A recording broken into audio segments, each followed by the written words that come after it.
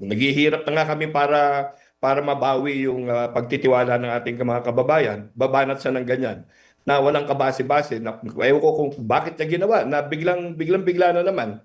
Although nakita natin na sa mga nakaraang mga araw, although yung huling mga post niya kung saan siya nasuspinde, binaba niya, tapos tumigil siya sandali, ito na naman siya, no? Siguro na natutuwa lang siya siguro sa atensyon na nakukuha niya.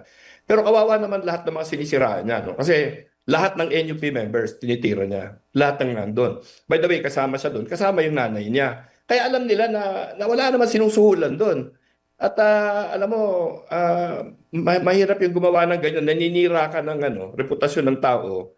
Di ba, na kami, politiko kami, sanay na kami dyan.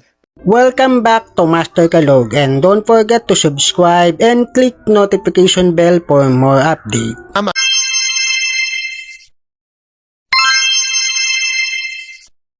Barsaga, although sabi naman nung Barsaga, magantay kayo.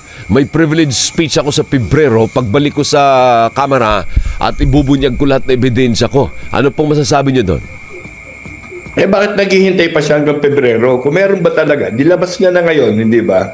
Total, itong mga paratang niya, dyan din niya sa social media dinabas. Actually, tingin ko walang proof yan eh. Opo. Walang pagpatunay yan. Dahil, alam ko naman ang nangyari. Talagang walang ganyan. Ewan ko saan nanggagaling yung mga invento niyang mga ganyan, dahil paano kami susuhulan para sa isang speakership fight na wala namang kalaban. Ayun na nga sabi ko kanina, na parang sa pagkakaalala ko, parang walang kalaban si Romualdez noon eh, no po? Wala. Oo. Wala talaga. Kaya nga, ewan ko, talagang naghahanap ng attention siguro itong batang to, no? Pero, alam mo, medyo seryoso talaga yung ginawa niya dahil ito na nga, sinusubukan naghihirap na nga kami para mabawi yung pagtitiwala ng ating mga kababayan. Babanat siya ng ganyan na walang kabase-base. Ewan ko kung bakit niya ginawa na biglang-bigla na naman.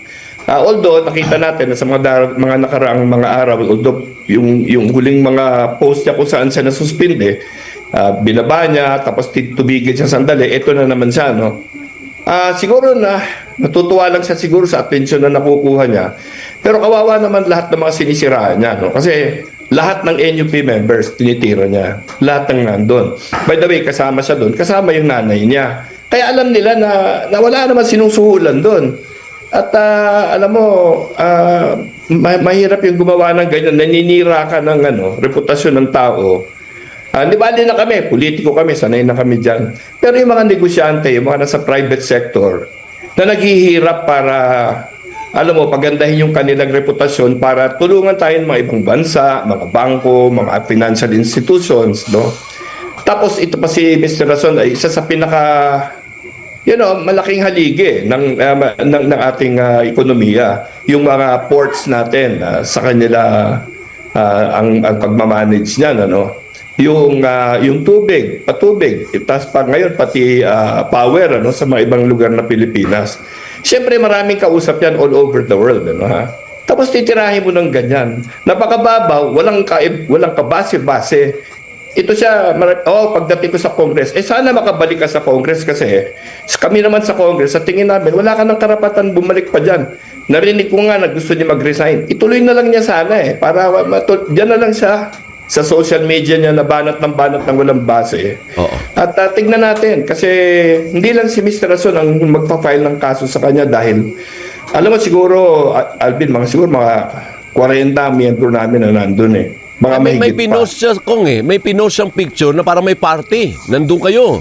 Christmas party talaga yun eh, or anumang party yun. Hindi ko maalala ano ng party. Marami kami party, siyempre. Madalas kami magsama-sama. Yan yung isa sa mga pagkakataon na napunta si Mr. Rason. Kasi siguro kung makaka-anim o maanim kami mga pagsasalo sa isang taon ng NUP, kung makarating si Mr. Rason dyan once or twice, swerte na. Kasi siyempre busy yung mama eh. So, hindi ko nakikita yung post niya, hindi ko nakita yung picture. Pero talagang kung sama ba mag-party, I mean, actually NUP every month may meeting kami. No? Hindi ko alam kung alam niya yan. Baka hindi siya nag-a-attend dati. Opo. Pero every month may meeting talaga kami. So, pero yun ang pagkakwento sa akin, ibang kasama ko, ando naman ang nanay din niya. So, hindi ko maintindihan, bakit pati nanay niya na mayor, sinusuhulan namin para maging speaker si Romualdez. Ano ba yun? Oh. Ay, hindi, pero ano ang gagawin ninyo? Panibagong ethics complaint na naman ba ang mangyayari nito laban sa kanya? Hindi pa nga siya nakakabalik. Hindi ba? Suspended pa rin siya hanggang ngayon. Oo nga. Hindi, number one, papailan din namin siya ng libel and cyber libel case, no? Kasi binanggit niya lahat ng NUP members na nandoon. So, inaalam ko ngayon sino yung mga NUP members na nandoon. At sinabi ko sa kanila, lahat tayo, na libel dyan, no? So, ako personal, magpapile din ako. Siguro may alam ako na ilan-ilan na nakahanda na yung kanilang filing din sa iba't distrito nila, no? Ngayon, doon sa suspension niya, nag-file kami ng motion sa committee dahil hindi pa nga tapos yung kanyang suspension, nag-umpisa na naman, di ba? So sabi namin, siguro para na lang alam namin na talagang lehitimong isip ito. Bago siya bumalik, magpasa ilalim siya sa isang Congress-appointed psychiatrist para i-check yung kanyang mental fitness. Kasi kung, maaring pagpasensyahan na lang natin to kung talaga may diferensya, no? Pero kung wala, di talaga may criminal liability siya. Talagang tutuhanan namin siya.